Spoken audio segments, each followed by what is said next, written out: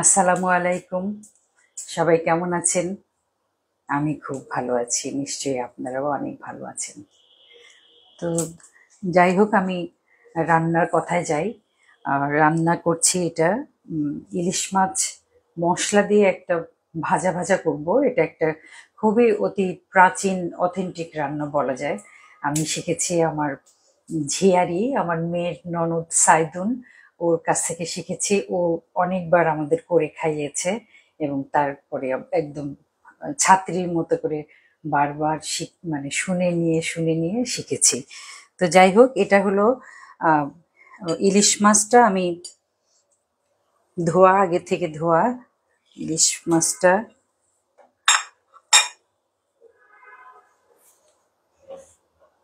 নুন দিচ্ছি।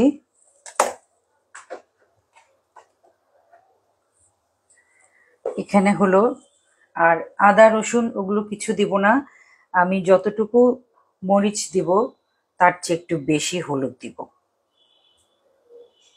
যতটুকু মরিচ মানে উঁচু উঁচু 1 চামচ মরিচ দিলাম, আমি ঠিক সেইভাবে হলুদ দিব 2 চামচ। আর হলো পেঁয়াজ বাটা, পেঁয়াজ বাটাটা দিয়ে এটা প্রায় 3 টেবিল চামচ পেঁয়াজ বাটা, এটা দিয়ে মাখাবো।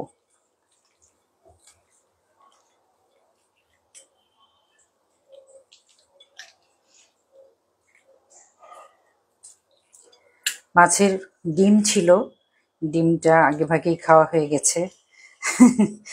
ডিম অনেকে আছে না যে ইলিশ মাছের পেটের ভিতরে এরকম ডিমটা থাকে, ওরকম করলে আমার সাহেব খায়েন না, মানে উনি এটা পছন্দ করেন না আর সেই জন্য আমরা সবসময় ডিম আলাদা করে ভুনা করে খাই, অথবা আহ, শুধু শুধু ভেজে খাই মচমচে করে মাছের সাথে।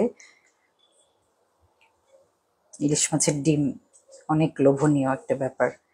এবার আমি তেল দিয়ে দিচ্ছি। চুলাতে তেলটা অনেক গরম হবে, সর্ষের তেল।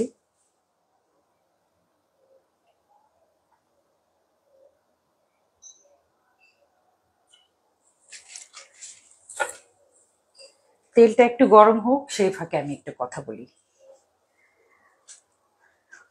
এই যে দেশের একটা কিরকম একটা অবস্থা গেল, খুবই ক্রুশিয়াল টাইম, এবং খুবই সবাই মানে যত রকম ভাবে কামনা করা যায় মাঠে নেমে, তারপরে অনলাইন প্ল্যাটফর্মে বা বাস্তবভাবে, আহ, সেখানে না আমাকে কেউ কখনো আপনারা দেখেন নাই, এবং না দেখে আপনারা মনে করেছেন যে এই মহিলার কোনো মানে দেশপ্রেম বলে কিছু নাই। কিন্তু আপনারা বিশ্বাস করেন আমি এত এত বেশি দেশপ্রেমিক যে আমি সামান্য একটা কাপড় পরতেও আমি চিন্তা করি যে সেটা আমার দেশের কিনা। আমার দেশের মাটি, আমার দেশের জলবায়ু, আমার দেশের সম্পদ, আমার দেশের মানুষ, সমস্ত কিছুর জন্য তো পুরো জীবনটাই আমি দিয়ে ফেললাম। তো সেখানে আহ, আসলে সত্যিকার অর্থে সবাই যেরকম মানে পরাধীন ছিল, আমি তার চেয়ে অনেক বেশি পরাধীন ছিলাম। সেই জন্য কোনো কথা বলতাম না, কারণ কোনো কথা বলা, কোনো প্রতিবাদ করা, কোনো আহ, বক্তব্য দেওয়া, কোনো কিছুর অধিকার আমার ছিল না।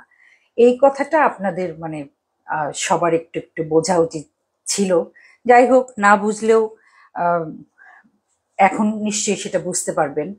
আমি আমার আমার গান রেডিওতে বাজানোর জন্য, বাংলাদেশ বেতারে বাজানোর জন্য 2-1 জন মানুষের চাকরিও চলে গেছে, এমন একটা অবস্থা। আজকে 18 সালে নির্বাচন করার পর থেকে আমি আহ, বাংলাদেশে নিষিদ্ধ। তো এটা তো সবার বোঝার কথা। তো আমার মানে দমটা বন্ধ হয়ে আসতো, কিন্তু আমি নানানভাবে নিজেকে ব্যস্ত, কখনো ছবি এঁকে, কখনো গাছপালা করে, কখনো, কারণ একটা পেশাদার শিল্পী আমি, সারাক্ষণ গান গান করেছি, সংসার করেছি, রান্না বাড়া করেছি, সবই করেছি, কিন্তু গানটাই প্রধান কাজ ছিল। তো সেখানে সেটা যখন নিষিদ্ধ হয়ে গেল, তখন আমার আমার কিরকম আমি মানে বোবার মতো হয়ে গেছিলাম। তো সেই অবস্থাতে আমি আসলে কোনো প্রতিবাদ করতে পারিনি, মানুষের পাশে দাঁড়াতে পারি নাই। কিন্তু তার ফাঁকেও ফাঁক ফোকরে আমি অনেকভাবে নানান রকম ইঙ্গিতে আকারে বুঝিয়েছি যে আমি আমার দেশকে আগের মতোই অথবা আগের চেয়েও আরো বেশি ভালোবাসি, কারণ আমি আরো পরিণত হচ্ছি, দেশপ্রেম আমার আরো বাড়ছে। তো সেই জায়গায় আমাকে আসলে ভুল বোঝার কিছু নেই। আমিও আপনাদের ভুল বুঝি না। আপনারা যে এইভাবে মানে কেউ না জানলে তো ভুল বুঝতেই পারে। তো যাই হোক, আমি এখন বিশ্বাস করি যে আপনারা আমাকে বিশ্বাস করছেন। তো আমার তেল গরম হয়ে গেছে। খুব একটা আনন্দের ব্যাপার যে নিজ দেশে নিজ ভাষায় নিজের মনের কথাগুলো বলতে পারছি। এটা কি অনেক বড় একটা পাওয়া না? স্বাধীন দেশে পরাধীন হওয়ার মতো দুর্ভাগ্য আর কোনো জাতির নাই। তো সেই স্বাধীন স্বাধীন দেশে স্বাধীনভাবে কথা বলতে পারা, নিজের মতো কাজ করতে পারা, নিজ স্বাধীন, যেটা স্বাধীনতা, সেই স্বাধীনতার অর্থ অনেক বড়। স্বাধীনতার অর্থ উশৃঙ্খলতা নয়। স্বাধীনতা মানে হলো নিজের অধীনে থাকা, নিজের অধীনে থেকে ভালো ভালো কাজ করা। এটাই তো একটা মানুষের কাজ, এবং আমি তার বাইরে কখনো যাই নাই এবং যাব না ইনশাল্লাহ। আমি মাছগুলো দিয়ে দিচ্ছি একটুখানি সামান্য। মশলার তেলটা যখন গরম হয়ে আসছে আসছে সেই সময় আমি মাছটা দিচ্ছি। মশলাটা আমি ঝেড়ে ফেলবো না, মশলাটা ঝাড়বো না, মশলাটাও ভাজা ভাজা হবে।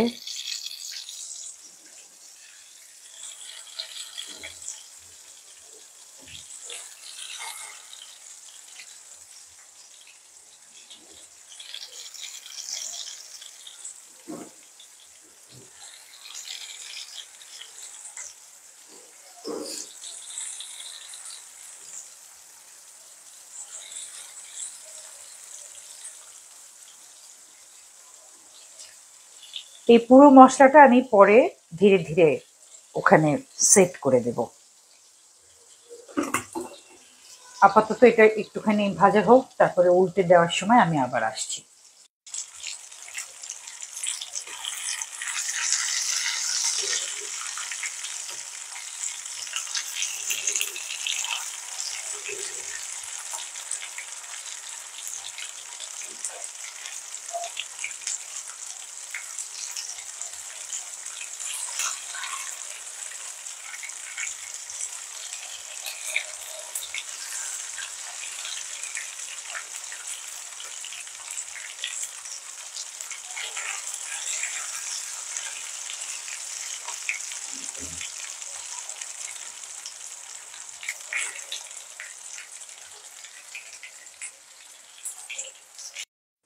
এবার আমি মাছটা মোটামুটি ভাজা হয়ে গেছে, এখন আমি মশলাটা দিব। একটুখানি পানি দিচ্ছি।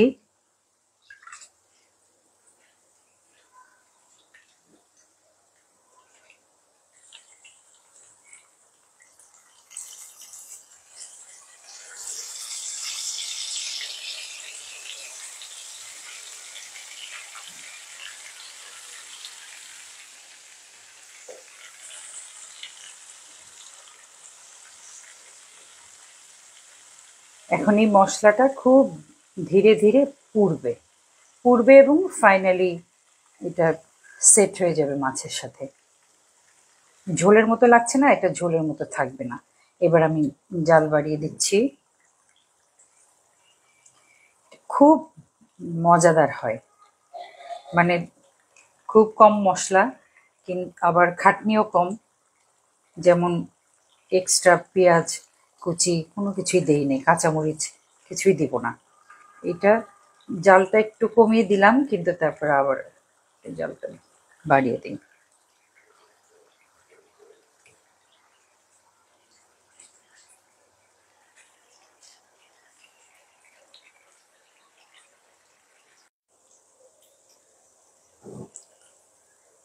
এটা কিন্তু পুড়ে যায়নি, এটার মশলাটাই, মানে মশলাটাও অনেক মজার, না খেলে বোঝা যাবে না।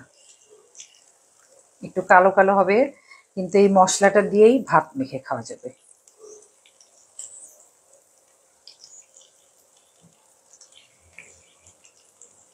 আমার ধারণা হয়ে গেছে মাছটা। আমি এখন এটা বেড়ে নেব। এখানে যে বাড়তি তেল আছে, এইটুকু তেল না হলে আবার এই রান্নাটা কমপ্লিট হতো না। তো সব তেল তো আর খাবো না, কিছু তেল ফেলতে হবে। আমি এটা বেড়ে নিচ্ছি।